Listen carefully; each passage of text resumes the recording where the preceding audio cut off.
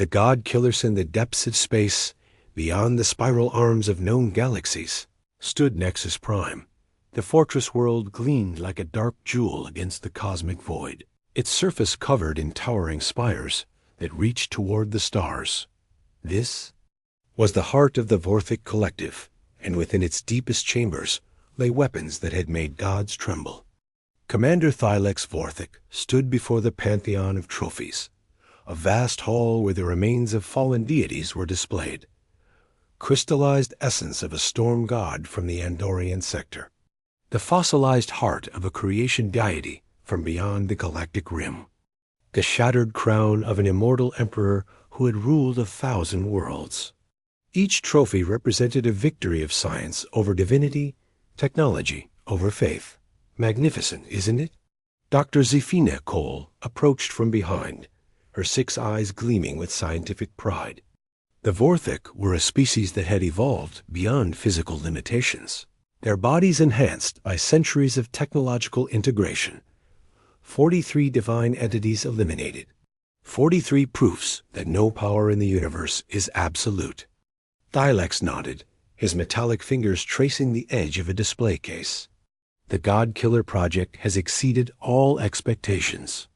The quantum disruption fields, the reality anchors, the divine essence extractors. We have created the ultimate weapons. And now we have a new test subject, Zephana said, her voice carrying a note of curiosity. The prisoners from the 3rd planet of the Sol system. They call themselves humans. The destruction of Earth had been swift and calculated. The Vorthic had detected unusual energy signatures emanating from the small blue world, signatures that suggested the presence of dormant divine potential. They had arrived expecting to face another godlike entity, another cosmic power to be cataloged and destroyed. Instead, they found billions of fragile beings with no apparent supernatural abilities. Yet something about the humans had unsettled the collective. Even after their world burned, even after their fleets were scattered like dust, the survivors continued to resist. They showed no fear of death, no surrender in the face of overwhelming power. It was puzzling. "Bring me the primary specimen," Thylex commanded.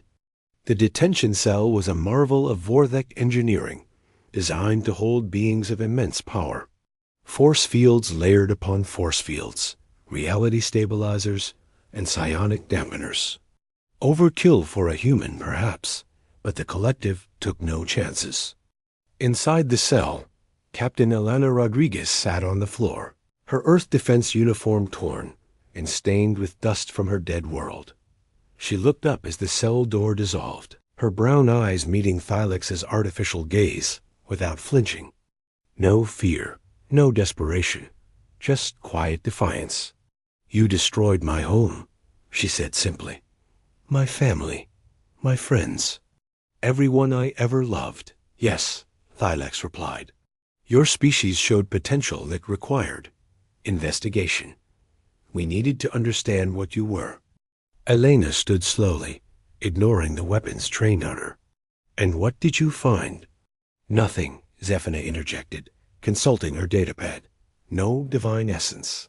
No reality manipulation capabilities. No supernatural resilience. By all measurements, you should have broken days ago. Your species should have surrendered the moment we appeared. But we didn't." "No, you didn't." Thylex stepped closer. "Why?" Elena was quiet for a long moment. When she spoke, her voice carried the weight of loss and the steel of determination. "Because that's not who we are. Humans don't give up. We don't surrender. We fight until the end, not because we think we can win, but because it's the right thing to do." The Vorthic exchanged glances. Their species had evolved beyond such primitive concepts as honor and defiance. They were logical, efficient, practical. They conquered because they could, destroyed because it served their purposes. The idea of fighting a hopeless battle was alien to them. "Your resistance is illogical," Thylex stated. "You cannot defeat us. Your technology is primitive. Your numbers are insignificant. Continued defiance serves no purpose. Elena smiled, and there was something in that expression that made the Vorthik step back involuntarily. You don't understand. You've spent so long killing gods that you forgot what makes them gods in the first place. Enlighten us, Zephana said, her scientific curiosity overriding her caution. It's not the power, Elena said. It's not the ability to reshape reality or command the forces of nature. It's the willingness to stand up when everything else falls down. It's the choice to hope when hope seems impossible. It's the decision to protect others, even when you can't protect yourself. She stepped closer to the force field, and alarms began to sound throughout the facility. Not because she was doing anything threatening, but because something was happening that the Vorthik sensors couldn't explain. The quantum readings around the human were fluctuating, reality itself seeming to bend slightly around her presence. Gods aren't born, Elena continued, her voice growing stronger. They're forged, in suffering, in loss, in the moments when ordinary people choose to be extraordinary. The force field flickered. For just an instant, but long enough for the Vorthik to notice. Dr. Zefina's datapad began showing impossible readings. Energy signatures that defied classification. Reality distortions that had no technological source. Impossible, Thylex whispered. Our scanners detect no divine essence, no supernatural abilities. Because you're looking for the wrong thing, Elena said. You're looking for power over others. But the real power, the power that makes gods, is power over yourself. The power to choose hope over despair. The power to stand when every rational thought tells you to kneel. Around the detention facility, other human prisoners began to stir. They could feel something changing, some shift in the fundamental nature of their reality. In her cell, Elena Rodriguez was becoming something more than human. Not through technology or mutation, but through the simple act of refusing to be broken. The god-killer weapons, those marvels of Vorthik engineering, began to malfunction. Their quantum disruption fields stuttered. Their reality anchors started to drift. The weapons that had destroyed divine entities across the galaxy were failing, not because of any external attack, but because they were trying to target something that couldn't be targeted. You couldn't disrupt the quantum signature of hope. You couldn't extract the essence of determination. You couldn't kill the divine spark that lived not in supernatural power, but in the choice to remain human in the face of inhumanity. What? Are you? Thylex demanded, his voice rising in something that might have been fear. Elena smiled again, and this time the force field didn't just flicker. It failed completely, dissolving like mist before the dawn. She stepped out of the cell, and the Vorthik guards raised their weapons, only to find that their targeting systems couldn't lock onto her. Not because she was moving too fast or using stealth technology, but because she was becoming something their weapons weren't designed to fight. I'm human, she said simply. And that's enough. Alarms blared throughout Nexus Prime as the impossible happened.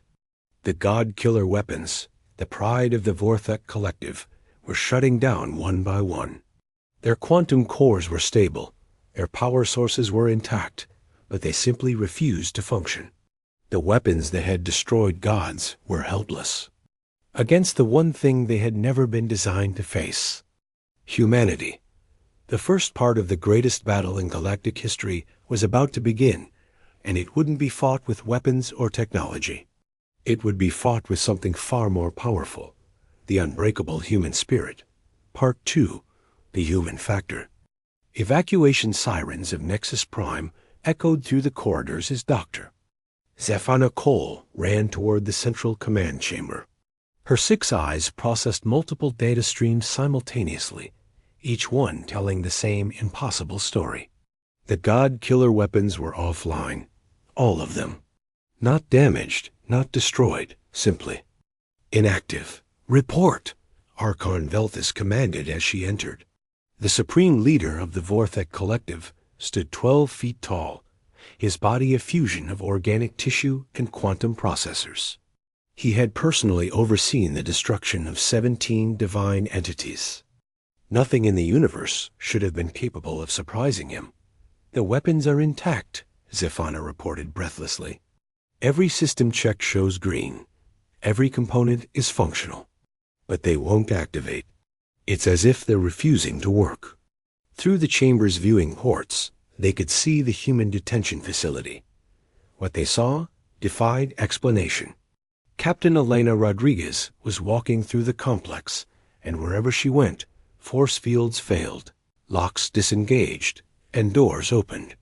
She wasn't using any technology, wasn't manipulating any controls.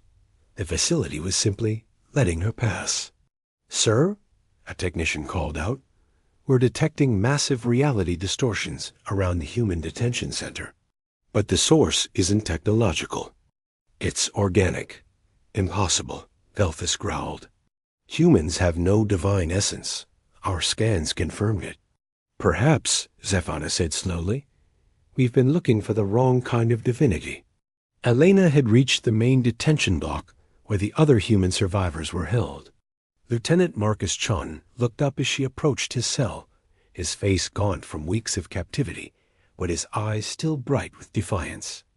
"Elena, how did you get out?" "I didn't get out," she said, placing her hand on the force field. It dissolved at her touch. I remembered who I am. One by one, the cells opened. Dr. Sarah Kim, the astrophysicist who had tried to calculate Earth's defense against the Vorthic fleet. Colonel James Murphy, who had led the last desperate battle above Earth's atmosphere. Pilot Sarah Chun, Marcus's sister, who had crashed her fighter into a Vorthic destroyer rather than surrender. 37 humans in total, all that remained of a species of 8 billion. "What's happening?" Dr. Kim asked, stepping out of her cell. "The energy readings are off the charts, but I can't identify the source." "We're happening," Elena said. "We're remembering what it means to be human." As the humans gathered in the detention center's main hall, something extraordinary began to occur. The very air around them started to shimmer, reality itself bending to accommodate their presence. The Vorthic monitoring systems registered energy, signatures unlike anything in their databases. Marcus Chun felt it first. A warmth spreading through his chest, a sense of connection, not just to the other survivors, but to every human who had ever lived. Every act of courage, every moment of sacrifice, every choice to stand up when it would have been easier to kneel. The collective memory of humanity flowed through him. "They don't understand," he said, his voice carrying a strange resonance.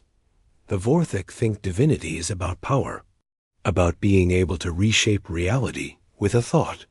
But that's not what makes a god," Sarah Kim added, her scientific mind finally grasping what was happening.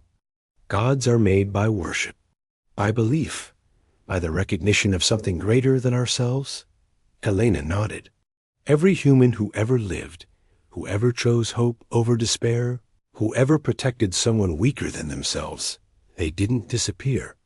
When they died, they became part of something larger. Part of us. The Vorthic had made a fundamental error. They had looked for human divinity in individuals, but human divinity had never been individual. It was collective. It was the accumulated weight of 8 billion souls who had chosen, again and again, to be better than their circumstances demanded. In the command chamber, Archon Velthus watched in growing alarm as the reality distortions around the humans intensified. "Deploy the Omega Protocol," he commanded. "Activate the God Killer Prime." The God Killer Prime was the collective's ultimate weapon, designed to destroy cosmic entities of unimaginable power. It drew energy from collapsed stars, processed reality through quantum matrices, and could theoretically unmake the fundamental forces of the universe. The weapon powered up, its targeting systems locking on to the detention facility. For a moment, it seemed to work. Energy readings spiked, reality stabilizers engaged, and the divine essence extractors began their deadly work. Then Lieutenant Marcus Chun stepped forward. "No," he said simply. The God Killer Prime stopped. Not because it was damaged or overloaded, but because Marcus Chun had told it to stop, and in that moment, he had the authority to make that command reality. "I don't understand," Dr. Zephina whispered, staring at her readings. "He has no technological interface, no quantum field generators. How is he controlling our weapon?" Elena answered, though she was still in the detention facility. Her voice somehow carried to every corner of Nexus Prime, reaching every Vorthic ear. "Because your weapon was designed to kill gods, and we are gods. Not the kind you expected, but gods nonetheless." Marcus walked toward the God Killer Prime, and with each step, the weapon systems began to shut down. Not through any external attack, but through recognition. The weapon recognized what it was facing, and it knew that its purpose was fulfilled in a way its creators had never intended. "We're not gods of power," Marcus said, his hand touching the weapon's quantum core. "We're gods of choice. Gods of the decision to keep fighting when fighting seems pointless. Gods of protecting others, even when we can't protect ourselves." The God Killer Prime didn't just shut down. It transformed. The quantum matrices that had been designed to extract divine essence began instead to resonate with human determination. The collapsed star energy that had powered weapons of destruction now powered something else entirely. Hope. The energy spread throughout Nexus Prime, and wherever it touched, Vorthic technology began to change. Weapons became tools of creation. Surveillance systems became communication networks. The fortress world that had been designed to destroy gods became a monument to the divine, spark that lived in every conscious being. Archon Velthus fell to his knees, not from any external force, but from the sudden understanding of what his species had been doing. For millennia, they had been destroying gods without understanding what they were destroying. They had seen divine power as something to be conquered, never realizing that true divinity was something to be embraced. "What have we done?" he whispered. Elena appeared beside him, though she hadn't walked through the command chamber's doors. She existed there, because she chose to, because in that moment, the boundaries between possible and impossible had become meaningless. "You did what you thought was right," she said gently. "You saw power and feared it. You saw gods and thought they were your enemies. But you were wrong about what gods are." "The weapons," Velthus said, looking up at her. "The God-killer weapons. They were supposed to protect us." "They did," Elena replied. "They protected you from the kind of gods you feared. The tyrants and the conquerors, the beings who used power to dominate others. But we're not that kind of god." Around them, the transformation of Nexus Prime continued.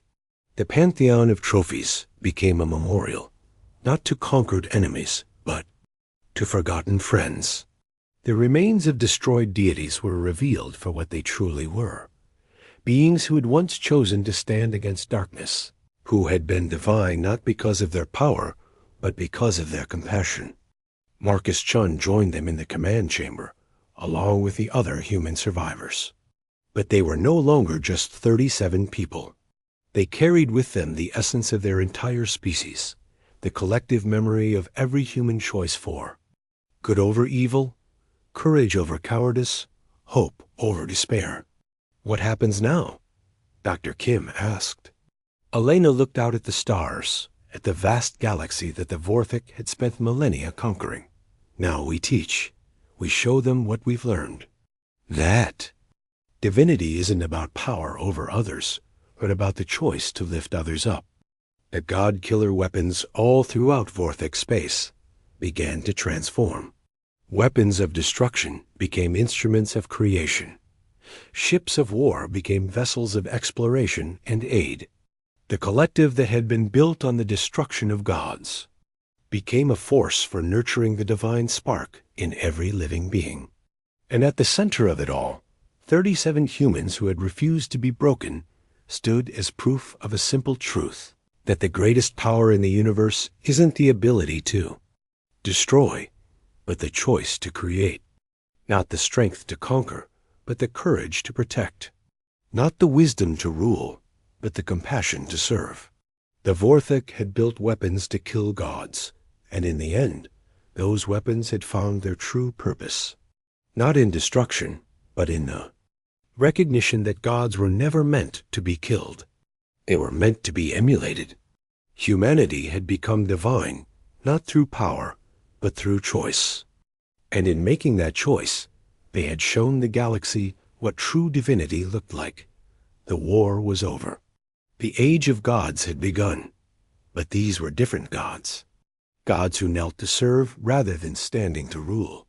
Gods who chose sacrifice over power, love over fear, hope over despair. Human gods. And the universe would never be the same.